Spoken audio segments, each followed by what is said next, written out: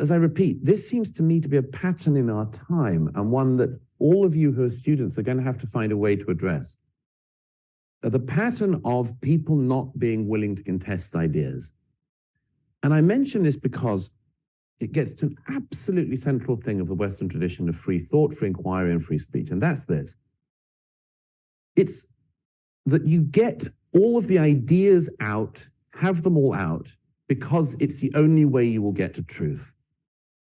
The only way you can get to truth is if you have all of the ideas out there. The two greatest texts, I think, in the Western canon on free speech, I would say, I'm sort of bored of books about free speech. We've had John Stuart Mill for 2 centuries now. And to my mind, it's almost everything. But Mill and Milton, among others, Milton in the Areopagitica, which is actually about the printing press, about the right to print. He addressed a lot of this in the 17th century. John Stuart Mill in the 19th century addresses the same issues in his wonderful On Liberty, which if any students who are interested in this and haven't read, I much urge you to read, just because apart from anything else, Mill's prose is just beautiful. But Mill lands on what has been, until I think the current age, pretty much agreed upon as the system of free thought, free speech in the West, which is that you have to hear contrary opinions to the ones you hold, and you have to have them out and debate them and much more, for several reasons, but they boil down to these two things. The first is that issue that it's the only way to get to truth, because the other person who has an opinion you might not want to hear might be correct. And it is for your own interest the best thing possible that you hear that as soon as possible. And if they're not correct in full, they may be correct in part. But the second defense of Mill's of free speech, in a way, is even more important, which is he says that the person who is wrong must be heard, and that the most harm it can do you is that you will know your own argument better. It's a brilliant piece of prose in which he explains this. He explains how you'll need to test your own knowledge against erroneous opinions every now and then. And you might need them to come along, and that can include horrible opinions. And almost certainly will. The point that is often made on this is, people say, well, there must be some limits. And of course there are some limits on free speech in every established democracy, and pretty much it's been agreed, again until the current era, that the limit is incitement. The incitement is the point at which speech becomes violence. But up until that point, everything is allowed. When I was at Oxford, I remember there was, and I was the age of some of you present, there was a pseudo-historian of his day called David Irving, who was a famous Holocaust denier. And he was invited to speak at the Oxford Union. And I remember as a student with my fellow students rowing endlessly about this. I took the position that he shouldn't be allowed to speak. I think now I was wrong, but I think I was 20. What did I know? Anyhow, but the point is I realized I was wrong in retrospect, because actually him going and being faced with historians who countered his points, and the students knowing that such a person was out there with such an argument, made everyone learn more. And that, in our own day, is going to be a very, very important thing. I mean, for instance, think of the consequence in a society if we weren't very knowledgeable about the Holocaust because we'd said these issues are things that you can't discuss. And then somewhere down the line, somebody comes along who's, like Irving almost was, done a lot of work, knows better German than you do, and much more. You would want to be very, very well prepared for such a person, for such a time.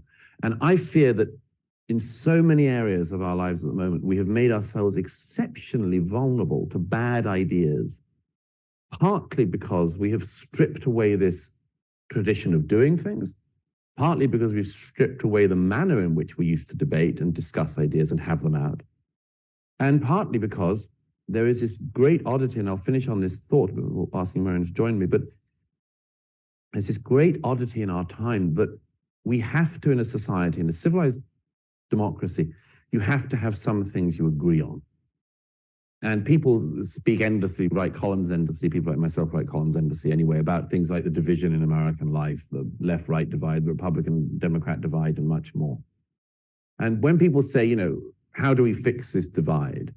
I always say, you have to start at the very basics. First of all, try to agree on anything that's just happened, and just find one thing and get everyone to agree it happened and why it happened. I mean, it doesn't matter what it is. It could be a disaster like Ohio, or it could be something more benign, but just at least agree that something happened and why it happened. The effects for society when nobody agrees on what just happened are disastrous. So that's my first suggestion always. And the second is this: try to have some unified view of the past, of the American past. I'm so struck in my own lifetime that a story of the American past that used to be passed on from generation to generation hasn't just been revised. All generations revise and revisit, and that's as it should be. I would not ever want that to stop. But that a version of the American past has actually been and is in the process of being erased. And if I look at the figures who I describe in this book, if I look at the people who have been unfairly maligned in recent years, it is hard to find a single figure in American history who stands up to the standards that we are now imposing on the past from 2023. As Douglas points out, these wannabe intellectuals who will never, ever approach, they'll never approach people like, Mills or Milton, or if we come to more modern day, in terms of, William F. Buckley or Rush Limbaugh or those kind of intellectuals. Are you kidding me? Robin DiAngelo, Nicole Hannah-Jones, Ibram X. Kendi. Let me just give you a little bit about Ibram X. Kendi. This guy was born Henry Rogers. They decided to appropriate, not culturally appropriate and also name appropriate, put an X as his middle name, and then Kendi. And after that, all of a sudden, people start to notice who he is, because now he's got this exotic sounding name. And then he writes his book, How to Be an Anti-Racist. And all of a sudden, everybody is starting to, he becomes an intellectual to tell you how to become a racist. That's a premise. That's what happens, folks. And the other thing that he's talking about is that, yes, we've got to get that truth. That has to come out into the open. Even if that means we have to listen to lies. We have to listen to the bending of the truth. Because that's the only way we're going to be able to get those ideas out in the open and then be able to pick them apart by finding out where are they coming up with that statement? Where are they coming up with that supposed fact? Can we find the source for it? Is there a source, or is this just conjecture, or is this being made up? And we can go ahead and fact check these now, basically in real time on the internet, to find out who's telling the truth. And then allow both those ideas to come forth, and then let the public decide what they want to believe and what they don't want to believe. And that's what needs to be done. And then finally, I'll leave it this. We have so many people, especially those on the left, the progressives, the leftists, the liberals, who want to basically, just completely decimate, annihilate, assassinate the characters, the persona of people like the founding fathers, people in the past, writers, philosophers, inventors, clergy, you name it, the profession. If they can find fault, they will. But based on what? On 21st century knowledge, 21st century morals, 21st century ideas, enlightenment, and then go back and say, oh, I can't believe those guys, were slave owners. Didn't they know better? That's what people did back then. That doesn't mean it makes it right, but for that time period, it was right for those people then.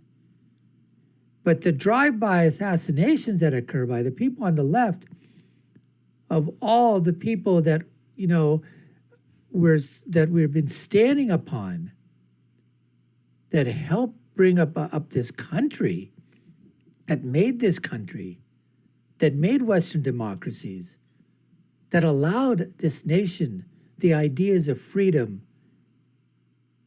to flourish, independence, freedom of speech, thought, all those things that eventually came out.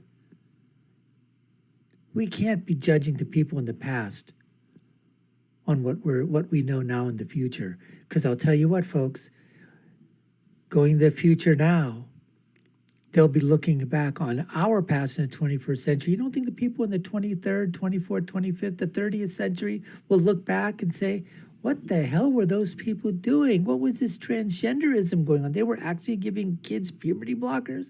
They were actually allowing children to decide to have top and bottom surgeries. Didn't they know better? Is that the legacy that you would want to have on you? I don't think so. Anyways, folks, that's what's on tap for today. We're going to get back to more of the interview, the speech that Douglas Murray gave at UNC. You're watching the Dr. Nasir Shaikh Show. I'm your host, Dr. Nasir. Let's get back to more of Douglas Murray at UNC. Act of chutzpah, to say the very least. But as I say, for a society that wishes to have any coherence, it's utterly disastrous. But as I say, all of that starts with the absolute basis of everything, which is the right to air opinions and to argue them out. So anyway, I look forward to doing so with you. Thank you.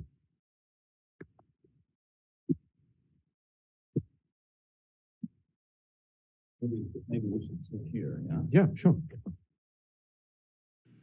Well, thank you, everybody. We appreciate each and every one of you. You've been watching the Dr. Nasir Shaikh Show. I've been your host, Dr. Nasir. If you haven't done so already, subscribe to our channel. Take a look at our video links above and below. You all know what to do. Like, share, and follow us. I'll leave you with my final thought, which is, when you're right, you're right. And when you're left, you're wrong. Until next time, folks, take care and stay safe.